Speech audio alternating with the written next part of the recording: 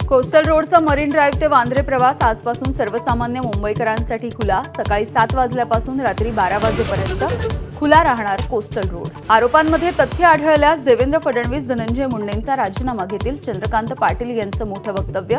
कराड प्रकरणी मुख्यमंत्र्यांनी टप्प्याटप्प्यानं केलेल्या कारवाईची चंद्रकांत दादांकडून उजळणी। उपमुख्यमंत्रीपद स्वीकारण्यासाठी एकनाथ शिंदेंचा सुरुवातीला नकार होता। गुलाबराव पाटील यांनी सांगितली इनसाइड स्टोरी।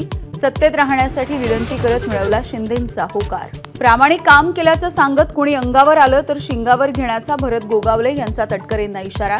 तर तटकरेंना शेवटच्या बाकावरती बसवण्यासाठी सज्ज असल्याचा आमदार दळवींचा दावा। रत्नागिरीच्या मिरकरवाड्यामधील अनधिकृत बांधकामं हटवण्यासाठी मत्स्य विभागासह पोलीसही सज्ज।